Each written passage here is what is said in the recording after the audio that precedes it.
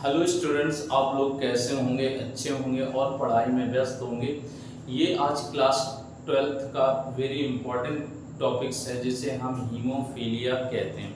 आप लोगों ने सुना होगा, अक्सर कभी रोड में एक्सीडेंट हो जाता है, हल्की भी चोट लगती तो लगातार ब्लड का स्राव होता है। अधिक ब्लड निकलने, ब्लीडिंग होने से उसकी व्यक्ति की डेथ हो जाती है। तो आज ये इंटरेस्टिंग टॉपिक्स है जिसे हम हीमोफीलिया या ब्लीडर्स रोग के नाम से जानते हैं, अधिक रक्तस्राव भी डिजीज कहते हैं। तो इसे हम क्या करते हैं, लिखते हैं हीमोफीलिया। Haemophilia, okay. इसे इंग्लिश में भी लिख देते हैं हीमोफीलिया, ओके। इसे नेक्स्ट नाम जानते हैं ब्लीडर्स रोग भी कहते हैं, ब्लीडर्स डिजीज भी कहते हैं, ओके। ये बहुत इंटरेस्टिंग है। इस रोग में क्या होते हैं, जेनेटिक कैरेक्टर्स में होते हैं। पहले तो मैं इसके बारे में थोड़ा सा बता देता हूँ क्या होता है। यदि ये एक आनुवांशिक रोग होता है जिसे लिंग संलग्न रोग कहते हैं। ये माता पिता द्वारा उनकी संतानों में एक जनरेशन से दूसरे जनरेशन में पहुंचता है। ठीक, किसी व्यक्ति को चोट लग जाने पर, ठीक, लग जाने के पश्चात 2 से 8 मिनट तक लगातार ब्लड स्राव होता रहे या ब्लीडिंग होती रहे और टाइम से उसे ट्रीटमेंट नहीं होता है तो ऐसे व्यक्ति की मृत्यु भी हो जाती है। अब नेचुरल में ऐसा क्या होता है ये पहले हम लोग को समझना चाहिए। रीजन क्या है? फर्स्ट टाइम में यहाँ पर है कि उस व्यक्ति यानी व्यक्ति के अंदर एक एक्स गुणसूत्र होते हैं। उस एक्स गुणसूत्र में इसका जीन्स उपस्थित होता है। पुरुषों के एक्स गुणसूत्र में जीन उपस्थित होता है, किंतु वाई गुणसूत्र में इसका युग्म विकल्पी अभाव होता है। इस कारण वो लक्षण प्रायः उनकी पिता से पुत्रियों में पहुंच जाता है। यदि यही जीन्स यदि फीमेल में एक एक्स गुणसूत्र उपस्थित होता है तो वो वाहक का काम करती है, उसको कट जाता है, चोट लग जाती है तो ब्लीडिंग ऑटोमेटिक क्लॉस हो जाती है, उसमें कोई प्रॉब्लम नहीं होती। में भी यदि दोनों एक्स गुणसूत्र में इसके जीन्स उपस्थित हो जाते हैं तो उसकी डेथ होने के लिए यानी वो भी हीमोफिलिक हो जाती है। अब सबसे पॉइंट आता है कि ये रोग सबसे पहले किसने पता किया था, तो ये आज हम लोग पढ़ेंगे। इसके सबसे पहले ये रोग एक रॉयल्टी फैमिली में पाया, महारानी विक्टोरिया में। किसमें पाया जाता था? महारानी विक्टोरिया में इस हीमोफीलिया जीन की खोज की गई थी। हीमोफीलिया रोग की खोज हेल्डन ने की थी। किसने की थी? हेल्डन ने की थी। अब ये महारानी विक्टोरिया में, अब हम लोगों ने सुना है कि ये रोग नॉर्मल क्या होता है, उनके माता पिता द्वारा होता है, पर महारानी विक्टोरिया में ये रोग उनके माता पिता में था ही नहीं। तो अब रीजन क्या हुआ? तो महारानी विक्टोरिया में नहीं, उनके माता पिता में नहीं था, बट महारानी विक्टोरिया ना उनके हस्बैंड में था, प्रिंस में नहीं था, किंतु उनकी जो संतानें थे उनमें ये हीमोफीलिया रोग ऑलरेडी पहुंच गया।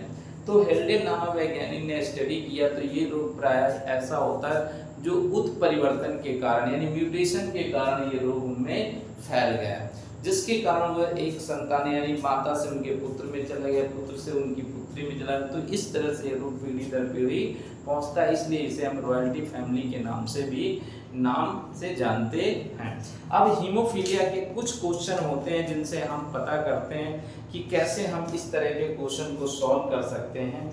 तो इसके लिए हम एक क्वेश्चन लिखते हैं और उसको हम सॉल्व करते हैं। आप लोग देखिएगा, इंपॉर्टेंट है, जिसमें पहला क्वेश्चन दे रखा है, एक सामान्य पुरुष है तथा एक हीमोफिलिक जीन की वाहक स्त्री है, उसकी जब शादी होती है तो उनकी संतानों में किस प्रकार की वंशागत होती है। तो पहला मैं फर्स्ट पॉइंट आपको ये बता दूं, फर्स्ट क्वेश्चन लिख देते हैं।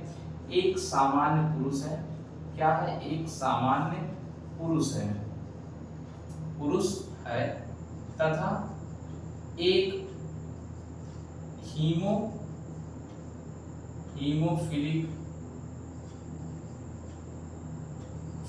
जीन, एक हीमोफिलिक जीन वाहक स्त्री है। कैसी है? वाहक स्त्री से शादी होने पर उनकी संतानों में किस प्रकार की वंशागति होगी। ये क्वेश्चन पुट आउट किया गया है।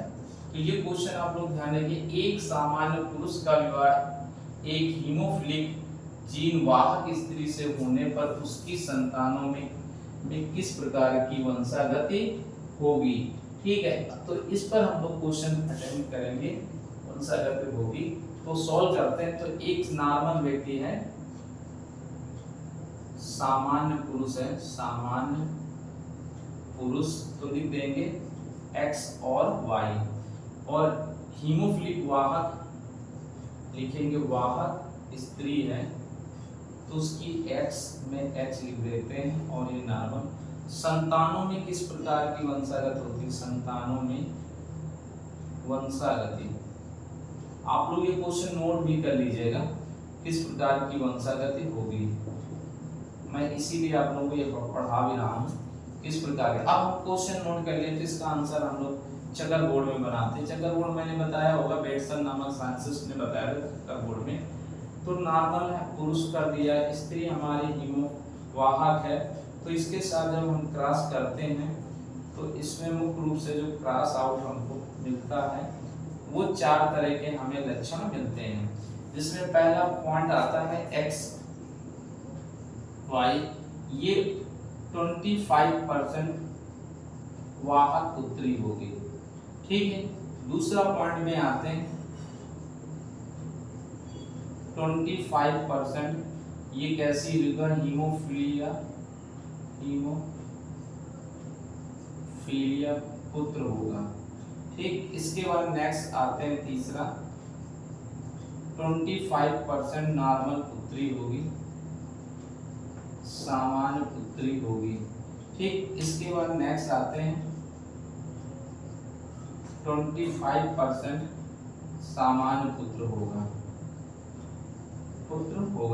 इस तरह से पहला क्वेश्चन मैंने सॉल्व किया है, आप लोग देख लीजिए और नोट भी कर लीजिए, क्योंकि नेक्स्ट क्वेश्चन मैं आपको फिर क्वेश्चन बोल के मैं कराता हूँ, क्योंकि इसके 4 क्वेश्चन है, वेरी मोस्ट इम्पोर्टेंट है। आप नोट करते जाइए। नेक्स्ट मैं क्वेश्चन नोट कर रहा हूँ। एक नेक्स्ट क्वेश्चन है, एक हीमोफिलिक पुरुष का विवाह एक सामान्य स्त्री से होता है, यानी दूसरा नंबर क्वेश्चन है, एक हीमोफिलिक पुरुष का विवाह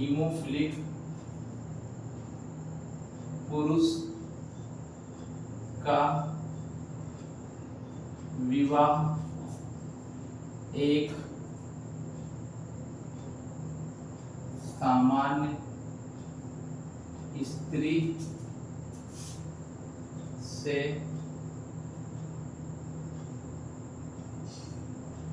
होने पर उनकी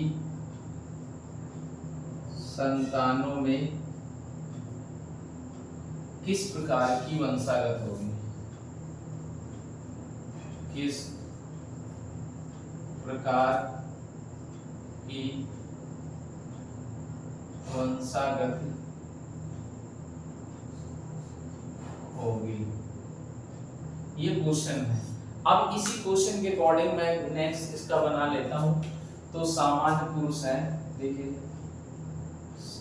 वाहक हीमोफिलिक पुरुष है, हीमोफिलिक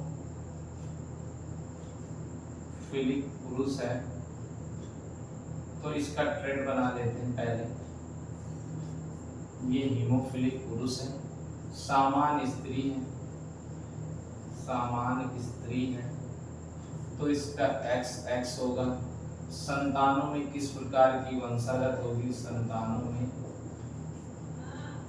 की वंशागत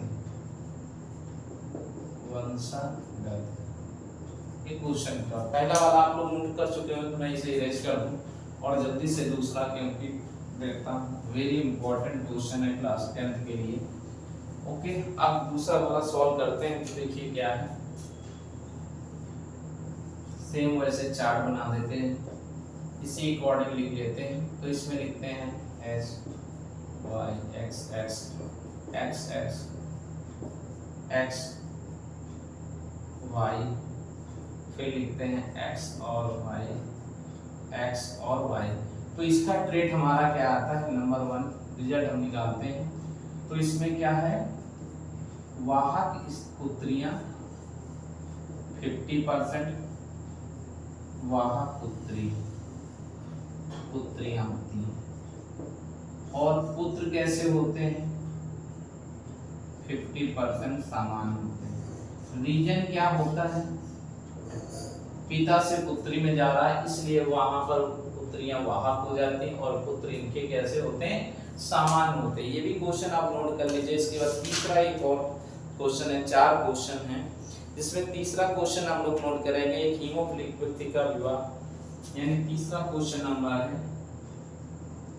एक हीमोफिलिक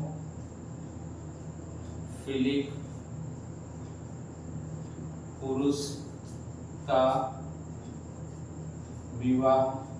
आप लोग इसे नोट कर ले, विवाह एक वाहक हीमोफिलिक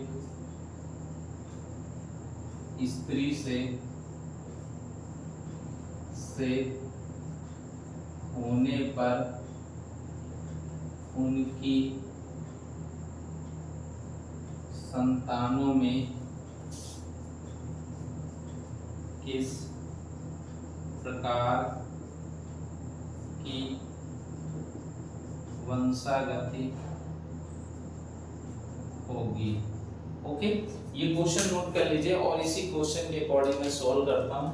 अब पहले तो हमें ट्रेड बना लेना चाहिए। हीमोफिलिक पुरुष है, कैसा कर रहा है, हीमोफिलिक है, हीमोफिलिक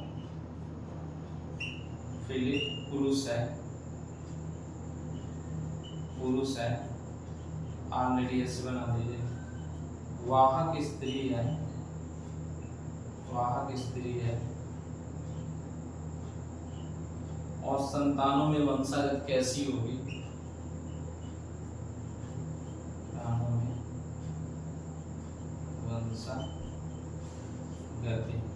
क्वेश्चन मार्क।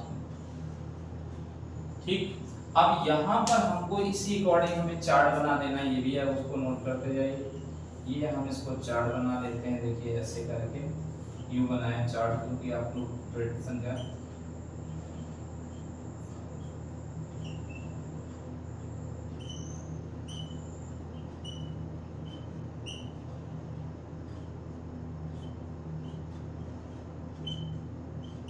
इसमें 4 तरह के ट्रेड हमें मिलेंगे। पहला ट्रेड देखिए क्या है, नंबर 1 आता है 25%, यानी x और x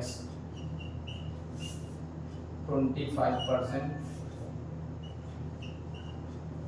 हीमोफिलिक पुत्री होगी, 25% हीमोफिलिक। सेकेंड आएंगे 25% हीमोफिलिक पुत्र होगा। फिर इसके बाद नेक्स्ट आते हैं 25% वाहक पुत्री होगी,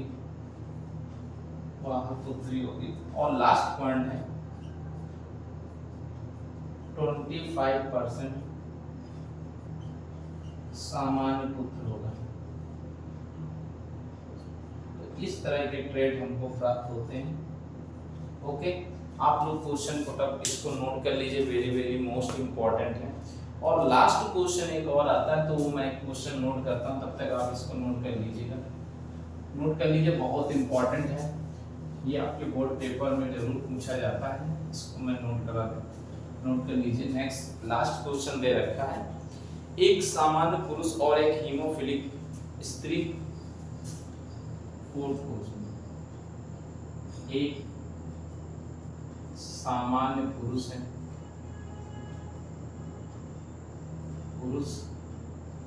तथा एक पूर्ण हीमोफिलिक स्त्री का विवाह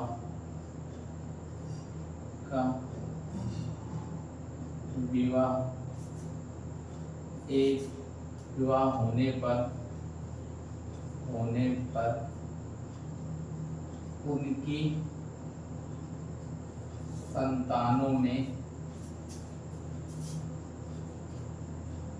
किस प्रकार की वंशागति होगी। वेरी मोस्ट इम्पोर्टेंट है, ठीक है। अब उसी तरह हम चार्ट भी बना लेंगे। देखिए ज्ञानी सामान्य पुरुष है, सामान्य पुरुष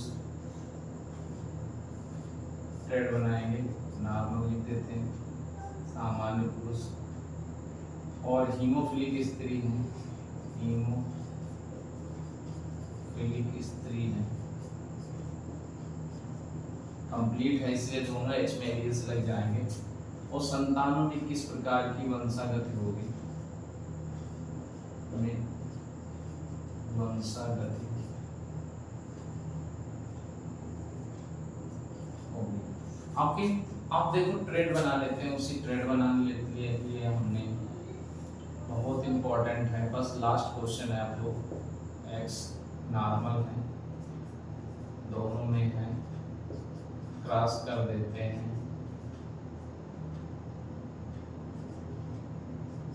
फिर तो इसका ट्रेड हमारा आता है